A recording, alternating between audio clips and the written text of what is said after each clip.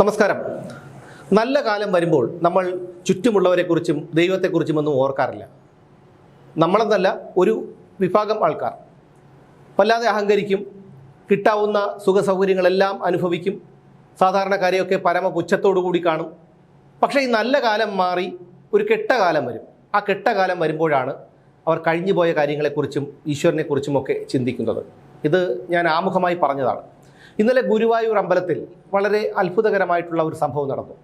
നിരീശ്വരവാദിയും കമ്മ്യൂണിസ്റ്റുകാരനുമായ പിണറായി വിജയൻ്റെ മകൻ വിവേക് കിരൺ അദ്ദേഹത്തിൻ്റെ ഭാര്യയോടും കുടുംബത്തോടുമൊപ്പം ഗുരുവായൂർ ക്ഷേത്രം സന്ദർശിച്ചു, വഴിപാടുകൾ നടത്തി. ഇത് മാധ്യമപ്രവർത്തകരോ മറ്റുള്ള ആരുമോ അറിഞ്ഞില്ല. ഈ വിവരം ദേവസ്വം ബോർഡ് അധികൃതരെല്ലാം വളരെ രഹസ്യമാക്കി വെച്ചിരിക്കുകയായിരുന്നു. തീർത്തും അതിൽ തെറ്റില്ല. കാരണം പിണറായി വിജയൻ്റെ മകനായി പോയതുകൊണ്ട് അയാൾ ക്ഷേത്രത്തിൽ വരുമ്പോൾ നോട്ടീസ് അടിച്ച് വിതരണം ചെയ്ത് മാധ്യമങ്ങളെയും ജനങ്ങളെയും ഒന്നും അറിയിക്കേണ്ട ഒരു ബാധ്യത അവിടെ ദേവസ്വം ബോർഡിനില്ല. അതുകൊണ്ട് അതിൽ തെറ്റൊന്നുമില്ല. പക്ഷേ ഗുരുവായൂരപ്പൻ്റെ ഇടപെടൽ കൊണ്ടെന്ന പോലെ അവിടെ ഒരു മനുഷ്യൻ, ജനം ടി വിയുടെ പ്രാദേശിക ക്യാമറാമാനായ രാജു ഇത് കണ്ടു, അദ്ദേഹത്തിൻ്റെ ശ്രദ്ധയിൽപ്പെട്ടു. അദ്ദേഹം ഈ ദൃശ്യങ്ങൾ ക്യാമറയിൽ പകർത്തി. അതോടുകൂടി വിവേകിരൻ്റെ ഭാര്യ എത്തി അദ്ദേഹത്തോട് കയർത്തു, ദൃശ്യങ്ങൾ ഡിലീറ്റ് ചെയ്യണമെന്നാവശ്യപ്പെട്ടു. അതിന് വഴങ്ങാതെ വന്നപ്പോൾ ഈ പാർട്ടി ഗുണ്ടകളും ഈ വിവേക് കിരണിനോടൊപ്പം ഉണ്ടായിരുന്നവരും ദേവസ്വം ഗുണ്ടകളും ഒക്കെ ചേർന്ന് ക്യാമറ പിടിച്ചു വാങ്ങിയ ദൃശ്യങ്ങൾ ഡിലീറ്റ് ചെയ്തു. രാജുവിനെ അവിടെ എത്തിച്ചത്, അതായത് പിണറായി വിജയൻ്റെ മകനെ ഇപ്പോൾ കണ്ടാൽ ആർക്കും തിരിച്ചറിയാൻ കഴിയില്ല. ഗൂഗിളിൽ സെർച്ച് ചെയ്താൽ പോലും അദ്ദേഹത്തിൻ്റെ ഒരു 1-2 ചിത്രങ്ങൾ മാത്രമേ കിട്ടാറുള്ളൂ.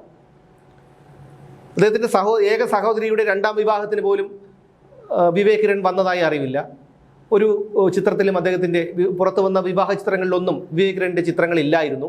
അപ്പോൾ അതുകൊണ്ട് തന്നെ വിവേക് കിരൺ എങ്ങനെയാണ് അദ്ദേഹത്തിൻ്റെ ഇപ്പോഴത്തെ രൂപഭാവം എന്നുള്ള കാര്യമൊന്നും ഇവിടെയുള്ള ആർക്കും അറിയില്ല. പക്ഷേ എന്തോ കാരണം കൊണ്ട് രാജു അവിടെ വരികയും യാദൃശ്ചികമായി ഇത് അദ്ദേഹത്തിൻ്റെ ശ്രദ്ധയിൽപ്പെടുകയും ചെയ്തു. ഇത് ഗുരുവായൂരപ്പൻ ചെയ്തതാണ് എന്നുള്ളതാണ് എൻ്റെ വിശ്വാസം. ആ ദൃശ്യങ്ങളൊക്കെ പുറത്ത് വന്നില്ലെങ്കിലും പിണറായി വിജയൻ്റെ മകൻ ഗുരുവായൂർ ദർശനം നടത്തി വഴിപാടുകൾ കഴിച്ചു എന്നുള്ളത് ഒരു യാഥാർത്ഥ്യം തന്നെയാണ്. ആ ഒരു യാഥാർത്ഥ്യം ജനങ്ങൾക്ക് ബോധ്യമാകുകയും ചെയ്തു. കഴിഞ്ഞ ഏതാനും മാസങ്ങൾക്ക് മുൻപാണ് പിണറായി വിജയൻ്റെ ഭാര്യയും മകളും തമിഴ്നാട്ടിലുള്ള ഒരു അമ്പലം സന്ദർശിച്ചിട്ട് തിരിച്ചിറങ്ങുന്ന വഴി ഒരു യൂട്യൂബർ അവരുടെ ശ്രദ്ധയിൽപ്പെട്ടതും അവർ ഈ ദൃശ്യങ്ങൾ പകർത്തിയതും. അന്നത് വലിയ വൈറലായ ഒരു കാര്യമായിരുന്നു. ഇവിടെ എന്തുകൊണ്ടാണ് ഈ വിഷയത്തെക്കുറിച്ച് സംസാരിക്കേണ്ടത് എന്ന് ചോദിച്ചാൽ, നിരീശ്വരവാദിയായ ഈശ്വരനില്ല എന്ന് വിശ്വസിക്കുന്ന ഒരു പ്രസ്ഥാനത്തിൽ പ്രവർത്തിക്കുന്ന, ആ പ്രസ്ഥാനത്തിൻ്റെ മേൽവിലാസത്തിൽ മുഖ്യമന്ത്രിയായ പിണറായി വിജയൻ്റെ കുടുംബാംഗങ്ങൾ അതീവ രഹസ്യമായി ജനങ്ങളെയും അണികളെയും എല്ലാം കബളിപ്പിച്ചുകൊണ്ട് ഇത്തരത്തിൽ രഹസ്യമായ എന്തോ ഒരു സംഗതി ചെയ്യുന്നത് പോലെ ക്ഷേത്ര ദർശനം നടത്തുമ്പോഴാണ്, അല്ലെങ്കിൽ പരസ്യമായി തുറന്ന് സമ്മതിക്കണം. 2019 യുവതീ പ്രവേശനം നടത്തിയത് പിണറായി വിജയൻ്റെ നേതൃത്വത്തിലാണ്.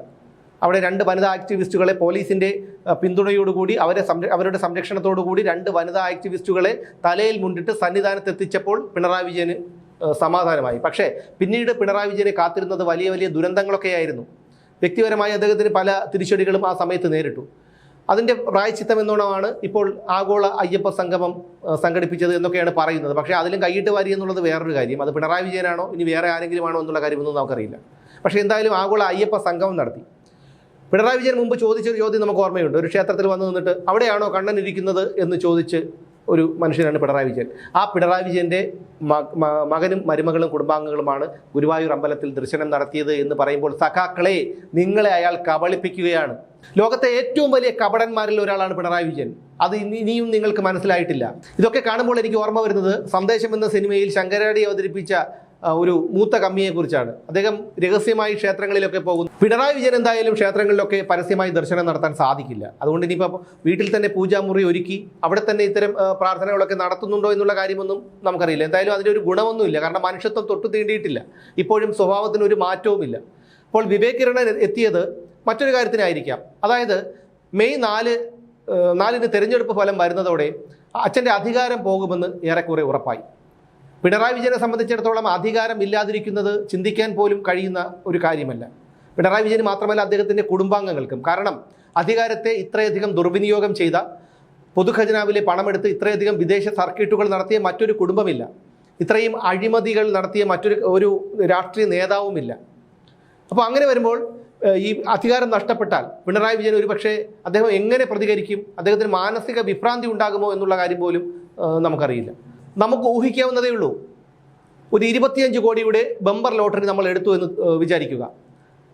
അത് ഫലമറിയുന്ന ദിവസം നമ്മളിത് റിസൾട്ടുമായി ഒത്തുനോക്കിയപ്പോൾ അത് നമുക്ക് 1ാം സമ്മാനമാണ് എന്ന് അറിയുക. കുറച്ച് സമയം കൊണ്ട് തന്നെ നമ്മളിതൊക്കെ ഒരുപാട് സ്വപ്നങ്ങൾ നെയ്യും. അവിടെ വിദേശയാത്രയ്ക്ക് പോകണം, കാർ വാങ്ങണം, വീട് വയ്ക്കണം, ബാങ്ക് ബാലൻസ് വേണം, ഇതൊക്കെ നമ്മൾ സ്വപ്നങ്ങൾ ഉണ്ടാക്കും. പക്ഷേ എന്തെങ്കിലും കാരണവശാൽ അതിൻ്റെ പിറ്റെന്നോ എന്തെങ്കിലും കാരണവശാൽ അച്ചടി പിശക് കൊണ്ട് ഈ ഒരു നമ്പർ മാറിപ്പോയതാണ് എന്നുള്ള ഒരവസ്ഥ വന്നാൽ എന്തായിരിക്കും ഈ ലോട്ടറി അടിച്ച ആളുടെ സ്ഥിതി?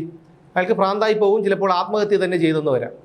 ആ ഒരു അവസ്ഥയിലാണ് പിണറായി വിജയനും. ഇത് വിവേക് കിരണ് നന്നായിട്ട് അറിയാം.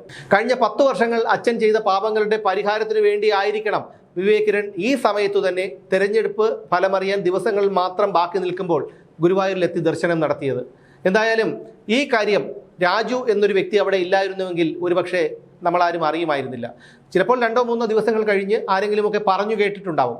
അങ്ങനെ പറഞ്ഞു കേട്ടാൽ പോലും നമ്മൾ വിചാരിക്കും വെറും ഒരു ആരോപണം മാത്രമാണ് എന്ന് നമ്മൾ വിചാരിച്ചിട്ടുണ്ടാകും. പക്ഷേ ആ രാജു അവിടെ എത്താനും അത് പുറം ലോകം അറിയാനും ഇത് കാരണമായിട്ടുണ്ടെങ്കിൽ അത് ഗുരുവായൂരപ്പൻ്റെ ഇടപെടൽ കൊണ്ടാണ്. എന്തായാലും അന്തം കമ്മികൾ അവരുടെ സൈബർ ഇടങ്ങളിലൊക്കെ ന്യായീകരണവുമായി വന്നിട്ടുണ്ട്. എന്താ കമ്മ്യൂണിസ്റ്റുകാരൻ ഈശ്വരനിൽ വിശ്വസിച്ചുകൂടെ എന്നൊക്കെ ചോദിക്കുന്നുണ്ട്. അതിനൊന്നും നമ്മൾ ഉത്തരം പറയേണ്ട ബാധ്യത നമുക്കില്ല. പുച്ഛത്തോടു കൂടി തള്ളിക്കളയാം. എന്തായാലും മെയ് 4-ന് പിണറായി വിജയന് എന്ത് സംഭവിക്കുമെന്നാണ് കണ്ടറിയേണ്ടത്.